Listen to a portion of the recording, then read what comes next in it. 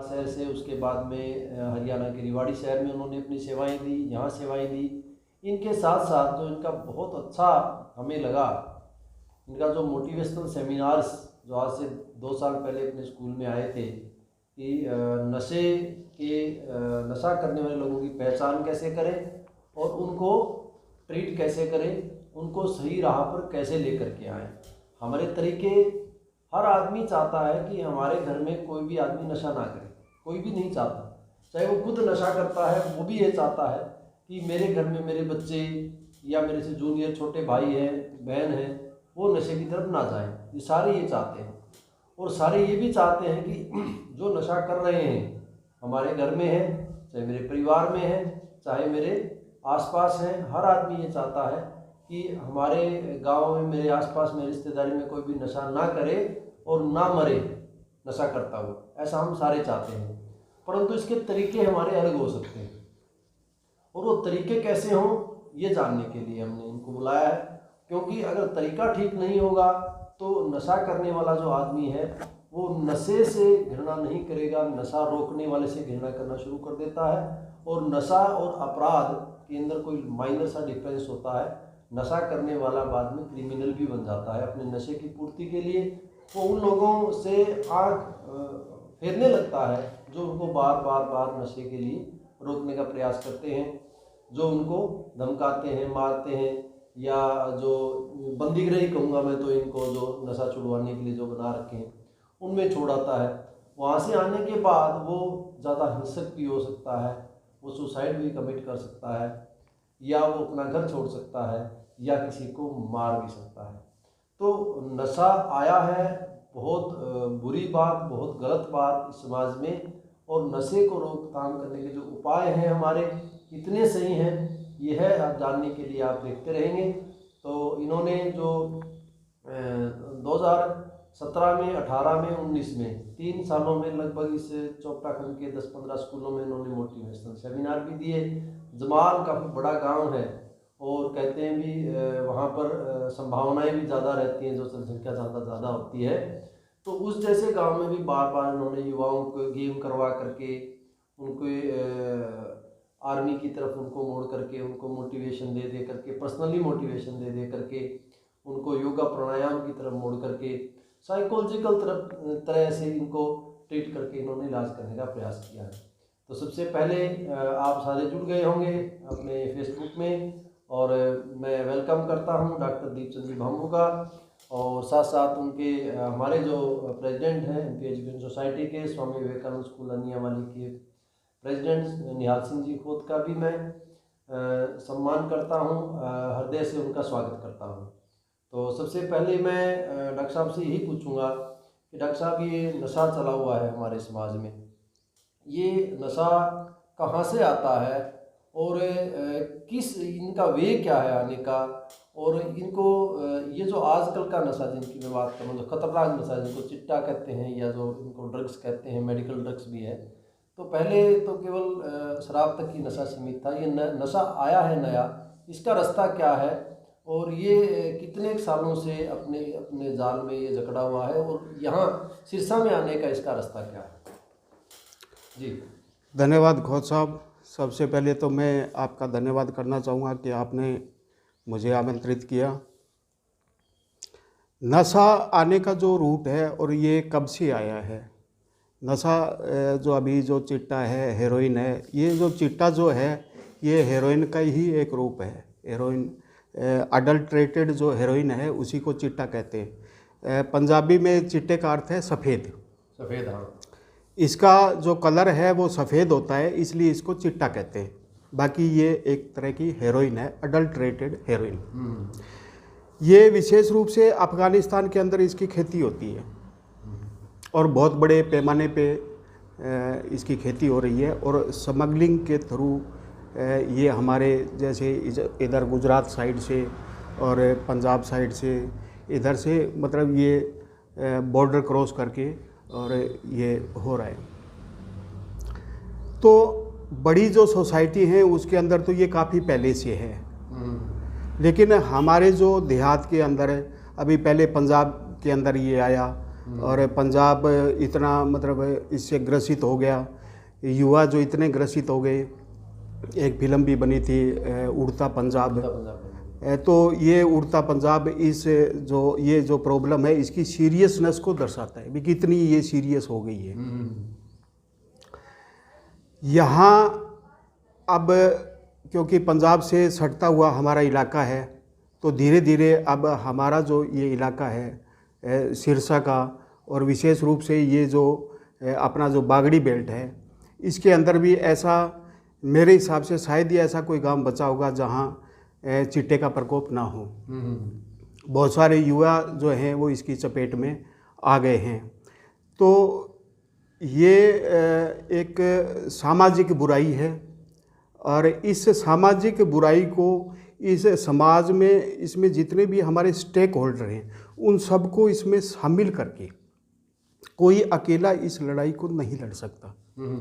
सामाजिक बुराई को पूरे समाज को मिलजुल करके इस लड़ाई को लड़ना होगा। और ये जो हमारे यहाँ आतंकवादी जो गतिविधियाँ हो रही हैं, इसकी फंडिंग का एक बहुत बड़ा सोर्स है ये चिट्टा। दूसरे जो और भी नशे हैं, ये इससे जो हमारे जो दुश्मन देश है उनको दो तरह का फ़ायदा होता है। एक तो हमारे युवा जो हैं वो ख़त्म हो रहे हैं, और दूसरा उनको टेररिज्म फैलाने के लिए पर्याप्त मात्रा में पैसा मिल रहा है। पाकिस्तान जो है, अफ़गानिस्तान है, ये गरीब देश है, इनके पास खाने के लिए अब पैसे नहीं है, तो ये आतंकवाद कहाँ से स्पॉन्सर करेगा। लेकिन ये जो तरीका है ये इससे डबल फ़ायदा है, हमारे युवा भी ख़त्म हो रहे हैं और उनको पैसा भी मिल रहा है। सबसे पहले डॉक्टर साहब आपका नमस्कार। आपको जन्माष्टमी की बहुत बहुत बधाई, शुभकामनाएं, और बच्चों आपको आपके परिवार को भी जन्माष्टमी की शुभकामनाएं। डॉक्टर साहब आपने बहुत अच्छी बात की कि आज नशे के लिए जो आतंकवादी है वो नशे के कारण तैयार हो। मेरा पहला प्रश्न ये डॉक्टर साहब कि आज के बच्चे छोटी अवस्था में नशे की ओर अग्रसर हो जाते हैं, इसकी क्या वजह है? इसको किस प्रकार से रोका जाए कि वो छोटे बच्चे बचपन में ही नशा ना करें? हाँ जी, बहुत बढ़िया सवाल है आपका। देखिए सर, नशा जो है उसके जो मुख्य कारण हैं वो मेरी नज़र में 3 हैं। पहला तनाव, दूसरा मनोरंजन, तीसरा कंपनी जी। और भी जैसे जेनेटिक फैक्टर भी इसमें काम करता है। जैसे जिसके पेरेंट्स जो हैं अगर वो नशा करते हैं तो उसकी औलाद जो है वो नशे की तरफ जाने की उसकी संभावना बढ़ जाती है। तनाव हर एक व्यक्ति के अंदर है, चाहे वो बच्चा हो, बड़ा हो, बूढ़ा हो, हर एक की अपनी अपनी समस्याएं होती हैं। उस तनाव को हम कैसे दूर करते हैं डिपेंड इस पे करता है। आप उसको पॉजिटिवली हैंडल करते हैं या उसको, नशा जो है एक क्विक फिक्स है, तुरंत आपको तनाव से मुक्ति दिला देता है ये। और तनाव से मुक्ति कौन नहीं चाहता? जैसे ही नशा किया वो तनाव मुक्त हो गया, उसको एक बहुत बढ़िया फीलिंग महसूस होगी। और जो भी बढ़िया फीलिंग महसूस होती है ब्रेन उसको सहज के रखता है और दोबारा फिर उस फीलिंग को प्राप्त करने के लिए फिर वो दोबारा उसमें क्रेविंग उठती है कि भी वही फीलिंग में दोबारा लूँ, एंजॉय लूँ। लेकिन इसका जो नुकसान है वो ये है कि एक विशेष साइकिल शुरू हो जाता है। विशेष साइकिल, एक जहरीला चक्कर शुरू हो जाता है। तनाव हुआ, उस तनाव को दूर करने के लिए नशा लिया, लेकिन नशा जब तक रहेगा तब तक ही तनाव से मुक्ति रहेगी उसको। जैसे ही वो नशा उतर गया उसका, तो वो तनाव पहले से बड़ा होकर के आएगा आपके सामने,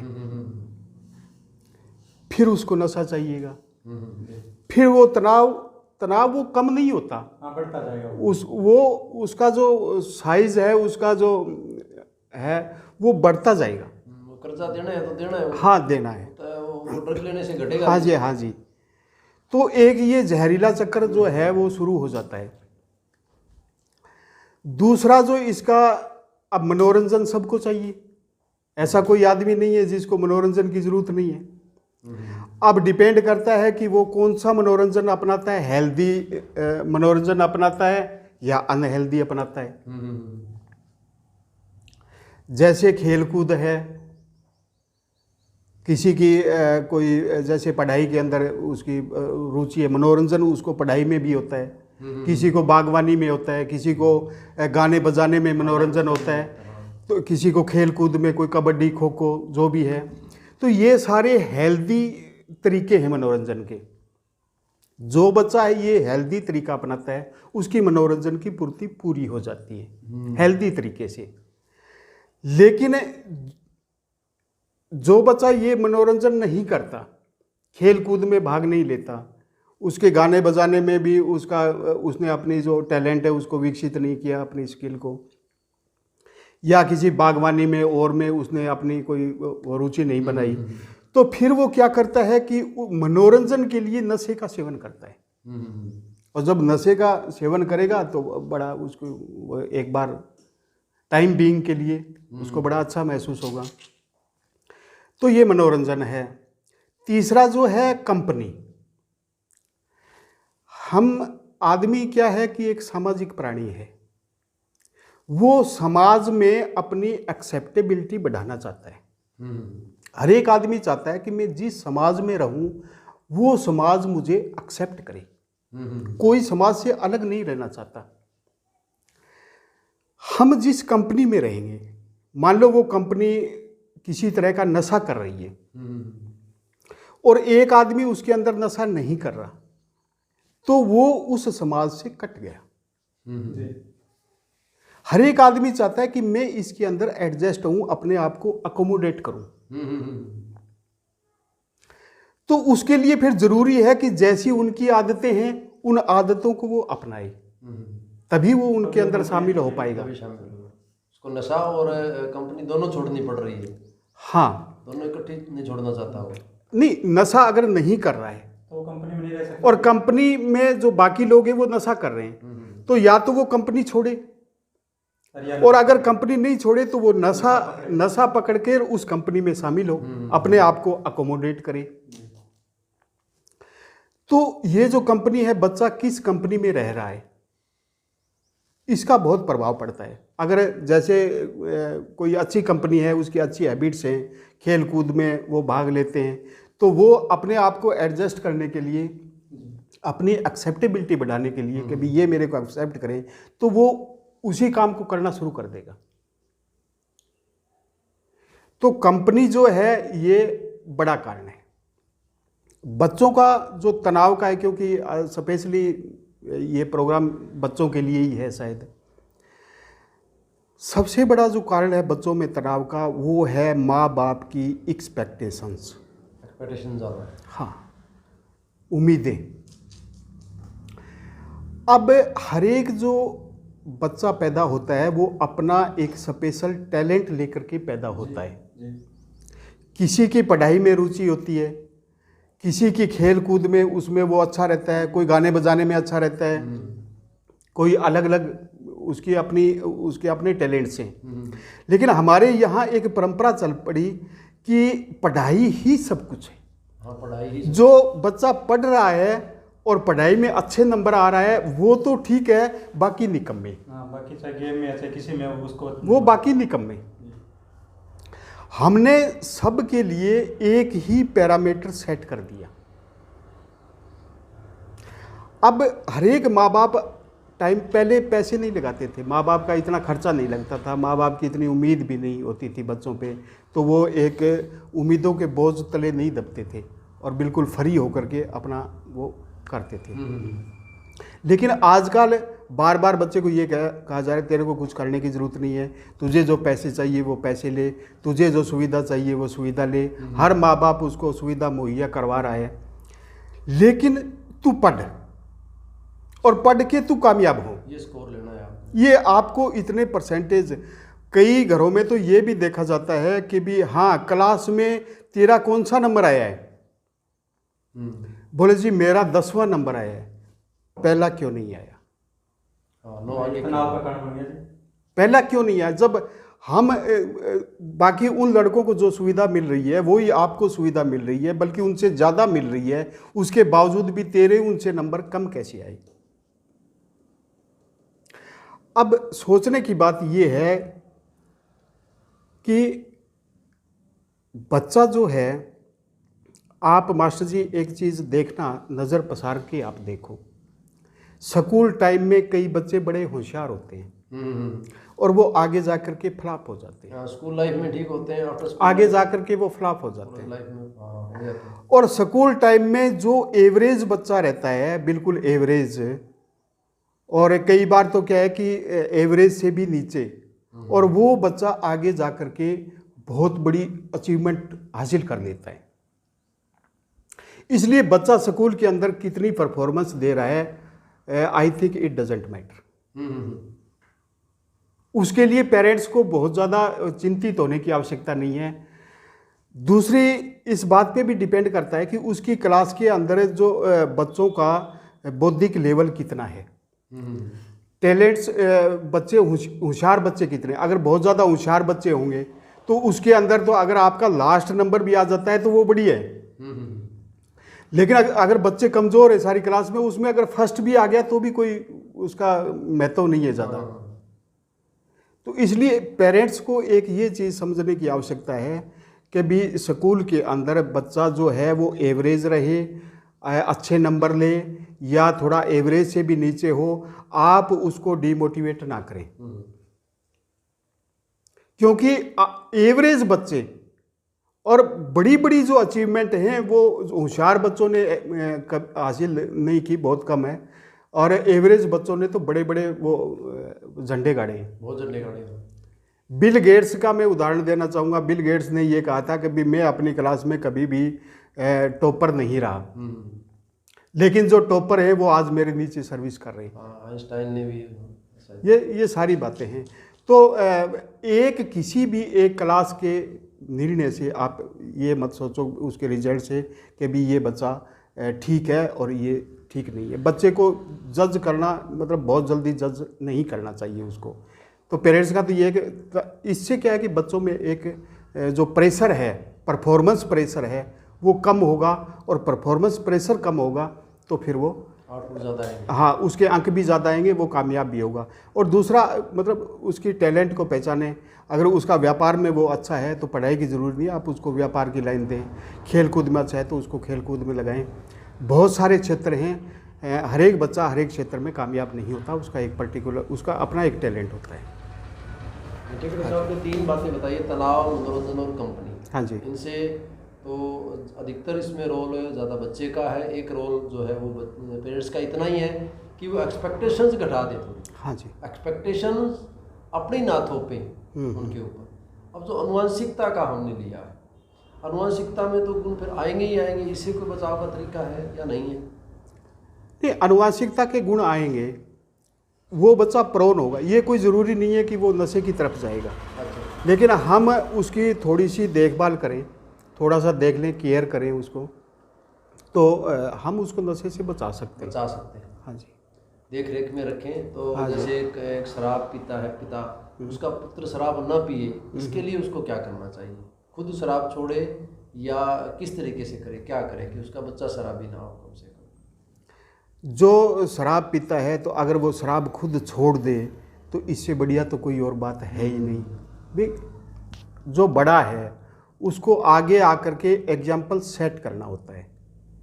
ये नहीं है कि मैं जो मर्जी मैं करूं, आपसे आप वो चीज़ें ना करो। ठीक ठीक ठीक। माँ बाप जो है वो असल में उनके साथ दिक्कत क्या है कि जो खुद नहीं कर पाए वो बच्चे से करवाना चाहते हैं। हाँ, खुद नहीं कर पाए वो बच्चे से करवाना चाहते हैं। डॉक्टर साहब, हम बात करते हैं जो बच्चे नशा करते हैं या बड़े जो नशा करते हैं, अब जो नहीं करते उन बच्चों के लिए कि भविष्य में नशा ना करें, इसके लिए स्कूल और अभिभावक क्या करें कि जो बच्चे अभी नशा नहीं कर रहे हैं और भविष्य में बच्चे वो नशे में ना पड़े, इसके लिए हम क्या करें? इसके लिए सर एक तो उसकी कंपनी का ध्यान रखा जाना चाहिए कि बच्चा किस कंपनी में रह रहा है, और दूसरा जो है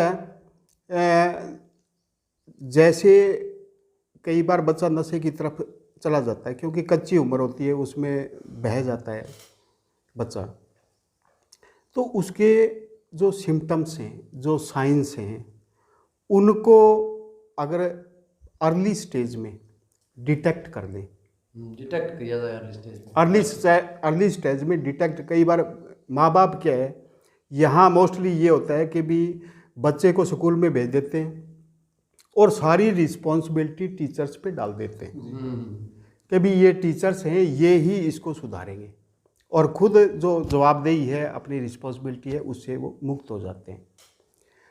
खुद जो है कभी बच्चे को ये नहीं पूछते कि भी आज तेरे को क्या पढ़ाया, तेरा टेस्ट हुआ कि नहीं हुआ, तू चल एक इंग्लिश की इस किताब का ये, कभी अकेजनल उसको अगर पूछ लें तेरे मार्क्स कितने आए हैं, और कम आए हैं, चलो कोई बात नहीं, कम आए, उसकी वजह क्या है, सारी अगर थोड़ा सा भी केयर करें, थोड़ा सा भी पूछें, तो बच्चे को यूं लगेगा कि तुझे ऑब्जर्व किया जा रहा है, तुझे देखा जा रहा है, तो वो अपनी परफॉर्मेंस को बढ़ाएगा।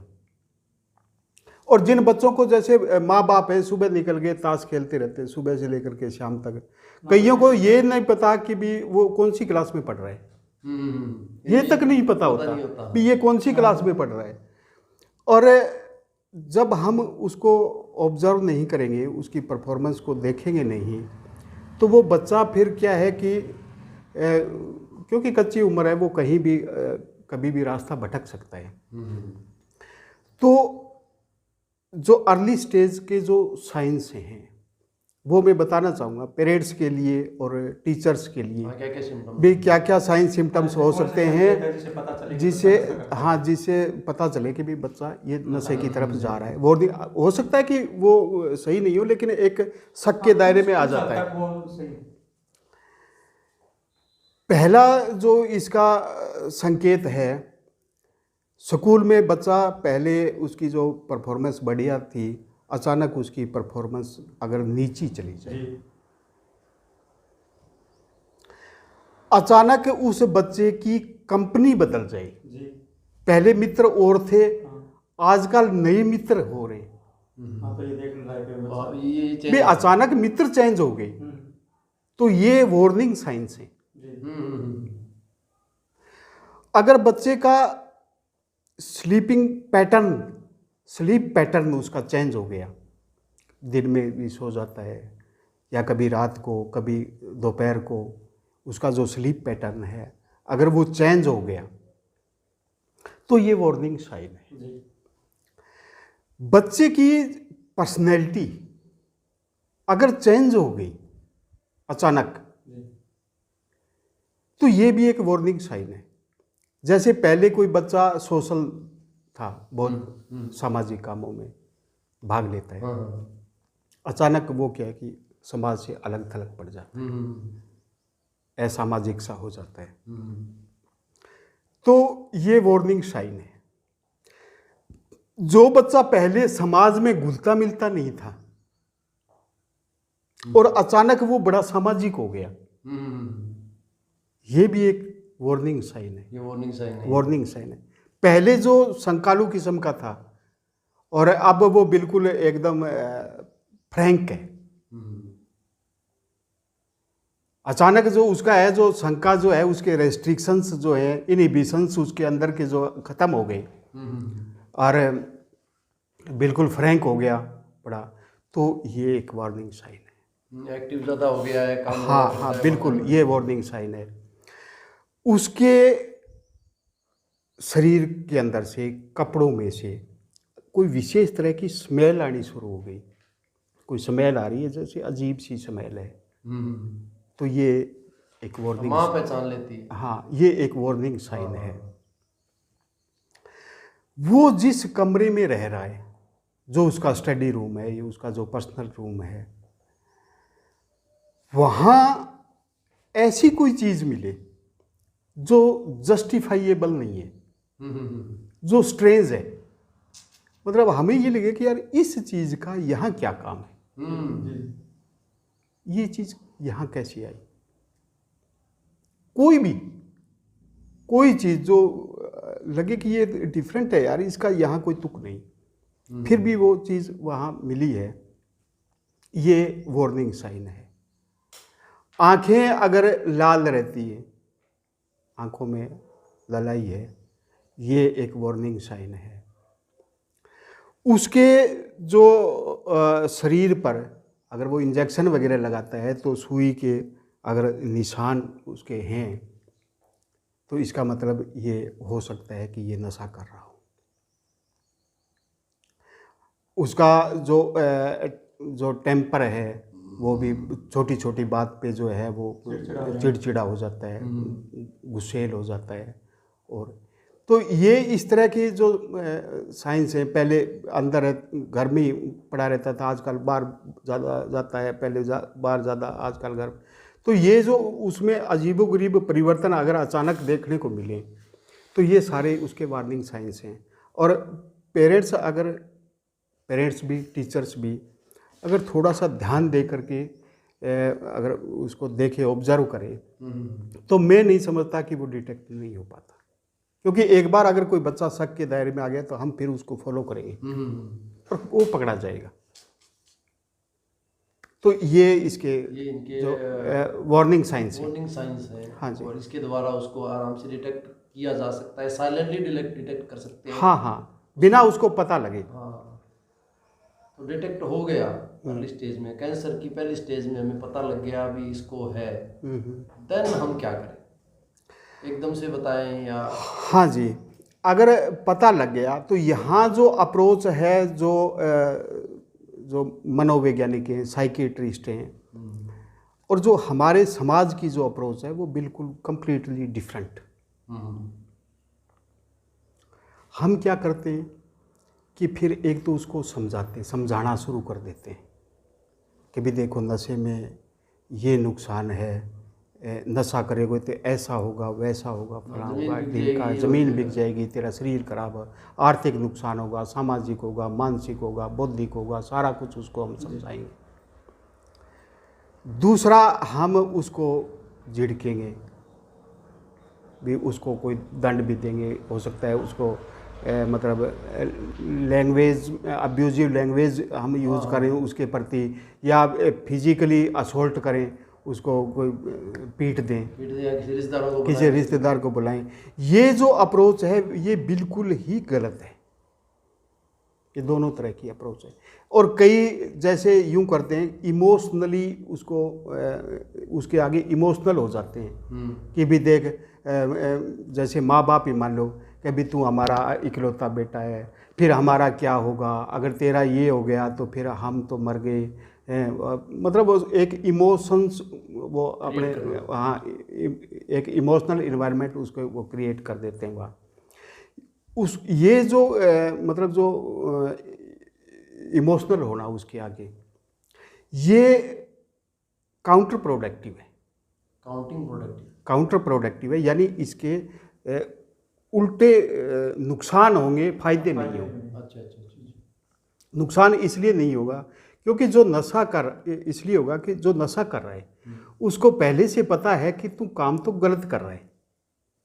उसको पता होता है कि तू काम गलत कर रहा है और वो अंदर ही अंदर गिल्टी फील करता है, हम चाहे उसको कहें चाहे ना कहें।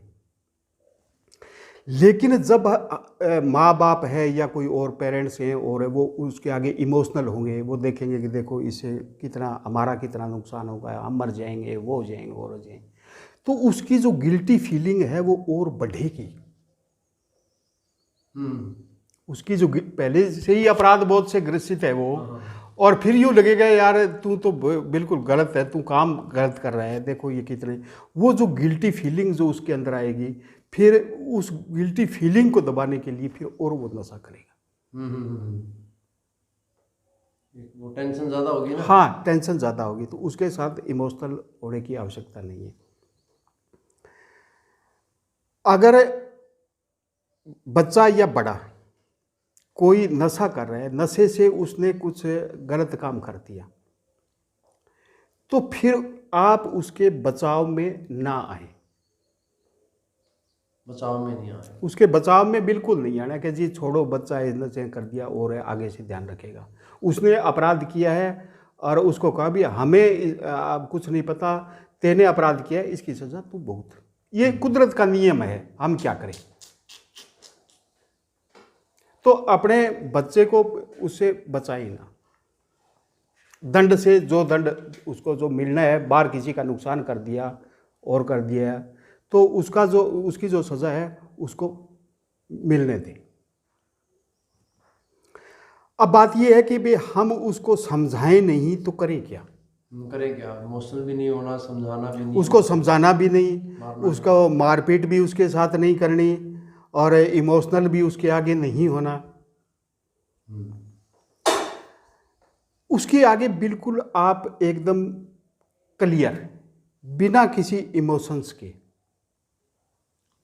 उसको बैठा करके ये कहो कि बेटा अब तू बताए चाहे ना बताए, हमें पता है कि तू नशा करना सीख गया। इसमें गुस्सा नहीं होना चाहिए, इमोशंस नहीं होनी चाहिए, बिल्कुल साफ सपाट शब्दों में तू नशा करना सीख गया। और हमें पता है कि भी तुझे बताने की आवश्यकता नहीं है कि भी नशा तो गलत है ही है। हम तेरे माँ बाप हैं या भाई हैं, जो भी हैं, हम तेरी मदद करने के लिए तैयार हैं। तू अगर छोड़ना चाहता है तो हम तेरी मदद करने के लिए तैयार हैं हर तरह से। कोई बात नहीं, तेरी कच्ची उम्र थी और तू सीख गया, हो जाता है, ये कोई बहुत बड़ी बात, नासमझी में सीख गया। तू गलत नहीं था लेकिन गलत कंपनी में आने की वजह से जो भी है, कारण जो भी रहे हो, कोई बात नहीं, तू सीख गया और सीख गया तो बस बात खत्म। उस पर रोने की तो कोई है ही नहीं। अब हम बाप बेटा मिल करके इसको समस्या को सुलझाएंगे। बाप बेटा है, दो भाई भाई है, हम बैठ करके हम तेरी हर तरह की मदद करेंगे जो तू चाहेगा। ठीक है। और मुझे यूँ लगता है कि इतना कहने पे कुछ तो ढीला हो ही जाएगा, कुछ तो फर्क पड़ेगा ही। उसको ये भी एक भय भी निकल गया कि भी तेरे को कोई पीटेंगे, या कोई इमोशनल भी नहीं हुए, कभी कोई गिल्टी फील भी उसको वो ज़्यादा नहीं हुआ। और फिर इसका सबसे बढ़िया यही तरीका है, जगह जगह डिटॉक्स सेंटर बनाए हुए हैं। डिटॉक्स सेंटर बनाए, हर जगह डिटॉक्स सेंटर हैं, सरकारी भी हैं, प्राइवेट भी हैं। आप अपनी सुविधा के हिसाब से वहाँ डिटॉक्स सेंटर के अंदर उसको ले जाओ। अच्छे डॉक्टर की ऑब्जर्वेशन। हाँ, क्योंकि उसमें नशा जो क्या है कि एक पूरे मन का तो उसमें रहता ही है, लेकिन जब नशा छोड़ेगा तो उसके अंदर विड्रॉल सिम्टम्स आएंगे। अच्छा। जब विड्रॉल सिम्टम्स जो है वो इतने कईयों में इतने सीवियर होते हैं कि भी खुद उसको मैनेज नहीं कर पाता वो, उसके लिए उसको कोई मेडिसिनल सपोर्ट चाहिए। हाँ, सपोर्ट चाहिए और वो सपोर्ट वहाँ मिलेगी। और एक वहाँ जो साइकेट्रिस्ट है उसको पता होता है कि भी अब इसको कितना नशा देना है, कितनी सपोर्ट देनी है। और धीरे धीरे क्योंकि ये चीज़ें जो है ना, मतलब ये फिजिकल हैबिट्स के अलावा मानसिक हैबिट्स भी होती हैं। एक बार रूटीन अगर चेंज हो गया, जगह चेंज हो गई, कंपनी चेंज हो गई, तो उससे क्या है कि इन चीज़ों का बहुत फर्क पड़ता है। मेरे फादर का मैं एग्जांपल देना चाहूँगा। वो पहले शराब पीते थे, बाद में उन्होंने शराब छोड़ दी और अभी वो हनुमानगढ़ रहते हैं, छोटे भाई के पास। वहाँ उनके खुद के शब्द हैं, बोले मुझे कभी मन में ही नहीं आती कि भी मैं शराब पीनी चाहिए या पीऊँगा, लेकिन जब कभी मैं गांव में मिलने आता हूँ तो वो सारा जो परिस्थितियाँ हैं वो सारी की सारी देख करके, हाँ यहाँ ठेका था, यहाँ हम पीते थे, यहाँ वो है, तो कि मेरे मन में आ जाती है कि भी पिए, पीने की मन में। तो अगर हमने उसकी जगह चेंज कर दी, परिस्थितियाँ चेंज कर दी, तो इससे बहुत बड़ा फर्क पड़ेगा। तो पेरेंट्स का यही है कि भी इसको आप जैसे ही आपको पता चले कि आप एक बहुत बड़ा इसको आपके मन में चाहे कितनी उथल पुथल चल रही हो, आप इसको एक बवाल बना करके और बच्चे के सामने ना लें। सिंपल सरल शब्दों में क्लियर कट उससे बात करें और उसको सपोर्ट की कहें। और अच्छे जो डिटॉक्स सेंटर हैं सरकारी हैं या जो साइकियाट्रिस्ट है वहाँ जाकर के वो पेरेंट्स की भी काउंसलिंग करेंगे, बच्चे की भी काउंसलिंग करेंगे और मेडिसिनल जो सपोर्ट है वो भी उसको देंगे तो फायदा मिलेगा। ठीक है। डॉक्टर साहब, समाज सारा चाहता है कि नशा ना हो, हाँ जी। इसके लिए सरकार ने भी प्रयास करती है पर लोग सब सहयोग नहीं करते। 1977 में मोरारजी देसाई जो हमारे प्रधानमंत्री थे उन्होंने कहा था कि देश को मद निषेध कर दूंगा। हाँ जी। और इसी प्रकार हरियाणा के तत्कालीन मुख्यमंत्री चौधरी बंसीलाल जी ने 1996 में ये बात रखी। दोनों की सरकार आई और दोनों ने नशे के लिए प्रयास किया, पर उनको उसका उल्टा खामियाजा भुगतना पड़ा कि 2.5 साल में ही मध्यावधि चुनाव हो गए। हाँ जी। तो वहाँ समाज में क्यों नहीं सहयोग किया, जबकि समाज चाहता है कि नशा ना हो? देखो, ये जो प्रॉब्लम है ये सरकारी प्रॉब्लम नहीं है। मैंने पहले कहा ये सामाजिक समस्या है और सामाजिक समस्या तब तक सॉल्व नहीं होती जब तक हम पूरे समाज को साथ लेकर के नहीं चलेंगे जी। ये उन्होंने जो मेजर अपनाए वो कोअर्सिव मेजर थे, फोर्स किया गया, साथ नहीं लिया गया, साथ नहीं लिया, समाज को साथ नहीं लिया गया। जितने भी स्टेक होल्डर हैं हम उनसे बात करें, उनको साथ लें, एक समाज में अवेयरनेस क्रिएट करें। फोर्स करना कोई इलाज नहीं है। और हरियाणा में तो इसलिए फेल हो गया कि हरियाणा एक छोटा स्टेट है और इसकी जो ज्योग्राफी है वो इस तरह की है कि भी लगभग हर एक डिस्ट्रिक्ट के अदर स्टेट लगता है। तो ये भी एक मेजर कारण रहा फेल होने का। तो एक लोगों में एक जागरूकता क्रिएट करके, अवेयरनेस क्रिएट करके लोगों का साथ लिया जाए, लोगों को बाद भी कोई कानून बनाया जाए। लोगों का साथ होगा तो कानून काम करेगा। हाँ जी, हाँ जी। डॉक्टर साहब, अंतिम प्रश्न है कि एक आम कहावत है, हाँ जी, कि जिस घर में हो नशा घर वालों की दुर्दशा। नशा एक करता है और सारे घर वालों की दुर्दशा होती है, ये कैसे होता है? देखो, जो नशा करेगा तो वो प्रभावित तो होगा ही। जैसे समाज के अंदर, समाज की, परिवार की नहीं, अगर अपने गांव में भी कोई एक नशा करता है तो उससे पूरा गांव प्रभावित होता है जी। मोहल्ला प्रभावित होता है जी। क्यों कि नशा जो है, अभी खोज साहब पहले बता रहे थे कि भी जो हिंसा जो है और नशा, इसका बड़ा मेल है। हिंसा का जो मेन कारण है वो नशा ही है। एक्सीडेंट हो रहे नशे की वजह से। और अब जो नशा करके आएगा तो घर में फिर वो मारपीट करेगा, उस घर की माली हालत भी खराब होगी। घर में वो मारपीट करेगा, अब्यूजिव लैंग्वेज यूज करेगा, तो परिवार तो प्रभावित तो होगा ही। मोहल्ले के अंदर भी है, लड़ाई करेगा। जो समाज है, पूरे एक अगर आदमी नशा करता है तो पूरे समाज के लिए घातक है। तो हमें, आपके कहना कहते हैं कि हमें ये नहीं करना चाहिए कि उसका बच्चा नशा कर रहा है मैं क्यों रोकूं, हमें रोकने के लिए आगे आना चाहिए, क्योंकि अगर वहां आग लगी है तो हमारे तक भी आएगी। बिल्कुल सही कहा घोष साहब। आप देखिए कि ये जो महंगे नशे कर रहे हैं आजकल, जो चिट्टा का नशा है, ये महंगा नशा है जी। पैसे आएंगे कहाँ से जी? जब पैसों की कमी होगी तो क्या होगा? लूट खसोट होगी, चोरी करेगा जी। हम कहीं जा रहे हैं, हम नशा नहीं करते, हमारे परिवार का कोई नशा नहीं करते, लेकिन हम उस नशेड़ी का शिकार हो सकते हैं। ठीक बात। प्रभावित हर एक होगा। ये नहीं है कि भी वो नशा करे तो उसका परिवार ही खत्म होगा। अगर वो ड्रंक ड्राइविंग करता है तो वो तो चलो मरे ना मरे तो सामने वाले को जरूर मार देगा, वो सही भले ही नशा ना करता हो। और आप पड़ोस की बात देखिए कि जैसे एक कोई, मान लो सपोज करो अरनिया वाले गांव का कोई बच्चा नशा कर रहा है, ड्रंक ड्राइविंग कर रहा है कहीं जा करके दूसरी, और वो कहीं दूसरे गांव का है, उसका कहीं भी कोई लेना देना नहीं, उसको मार के घर आ जाता है। यानी इसका एक नशेड़ी का प्रभाव घर पर ही नहीं पूरे समाज पर पड़ता है। पूरे समाज पे, पूरे देश पे पड़ता है। उसके जो प्रोडक्टिविटी है, जो प्रोडक्शन उसको करना चाहिए वो नहीं कर पा रहा, तो पूरे देश को उसका नुकसान हो रहा है। हाँ जी। तो बहुत अच्छी बातें बताई डॉक्टर दीपचंद जी ने। और बड़े अच्छे सवाल किए ज्ञान सिंह जी ने।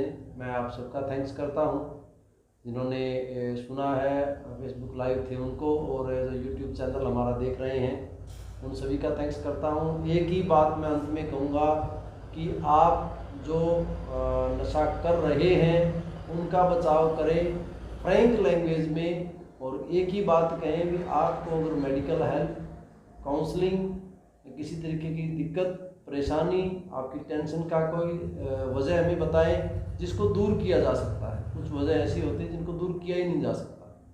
अब एक आदमी को जॉब नहीं मिल रही, एक आदमी की परसेंटेज नहीं आई, एक आदमी को मेरिट नहीं आई, एक आदमी को कर्जा ज़्यादा हो गया, इनका कोई इलाज नहीं है। कई ऐसी चीज़ें हैं जिनका हम इलाज कर सकते हैं। आप पत्नी से दुखी हैं, भाई से दुखी हैं, पुत्र से दुखी हैं, आप किसी प्रकार की आपको परेशानी है वो हमें बताएं। आपके शरीर में कोई दिक्कत है वो डॉक्टर इलाज करेगा, समाज से कोई दिक्कत है तो समाज ठीक करेगा, परिवार से कोई दिक्कत है तो परिवार का मुखिया ठीक करेगा, एक बात। दूसरा, जो नशा नहीं कर रहे हैं उनकी पहचान के जो तरीके बताए हैं उनके ऊपर गौर जरूर करें। डॉक्टर साहब ने इतना बढ़िया तरीके से बताया है। उनकी कपड़ों से कोई दुर्गंध आ रही हो, उसके क्या कहते हैं ऑब्जेक्शनेबल चीज़ उसके कमरे में आपको मिल जाए, चाकू है, लाइटर है, सुई है, कोई किसी भी प्रकार की चीज़ हो सकती है जिसको वहाँ नहीं होना चाहिए, वो ऑब्जेक्शनेबल है। कोई भी बच्चा सामाजिक ज़्यादा हो जाए, असामाजिक ज़्यादा हो जाए, फ्रैंक ज़्यादा हो जाए, मेहनती ज़्यादा हो जाए, एक्टिव ज़्यादा हो जाए, मैं ये काम कर देता हूँ, मैं वहाँ जाता हूँ, मैं आपका ये काम कर देता हूँ, बाइक लेके वहाँ जाता हूँ, एडवांस हो जाए एकदम से, तो ये सभी चीज़ें जो साइकोलॉजिकली और फिजिकली एकदम से चेंज हो रहे हैं, तो उनके रूट कॉजेज तक जरूर जाएं, उन बच्चे पर बैठ कर ऑब्जर्व करें। जैसे ही आपको फर्स्ट स्टेज में पता लग जाए उसको पास बैठाएं और बढ़िया तरीके से उसकी काउंसलिंग करें, उसके साथ अब्यूज़ ना करें, उसकी फिजिकल हरासमेंट ना दें, उनको हल्ला ना करें। जैसे कि ना रिश्तेदारों को बुलाओ, मामा बुआ फूफा को बुलाओ, उनको घेर लो एकदम से जैसे ये कोई क्रिमिनल है या कोई टेररिस्ट की तरह उसको घेर लो, ऐसा नहीं है। तो उस तरीके से उसको काम करेंगे तो हम इस नशे की जंग से जीत पाएंगे। मैं जन्माष्टमी की हार्दिक शुभकामनाओं के साथ एक बार फिर आपसे एक ही बात कहूँगा कि हर घर बचे, हर बच्चा बचे, हर युवा बचे। इस जो जा चुके हैं, फोर्थ स्टेज में है, फाइनल स्टेज में है, उनकी तरफ ना देख करके जो ठीक है उनको ठीक रखने में ज़्यादा जोर नहीं आ रहा। जो फर्स्ट स्टेज में है उनको वापस स्ट्रीम लाइन में लाने में जोर नहीं आ रहा। तो मैं आपका दी को थैंक्स करता हूँ। बहुत बहुत धन्यवाद, बहुत बहुत धन्यवाद आपका। जन्माष्टमी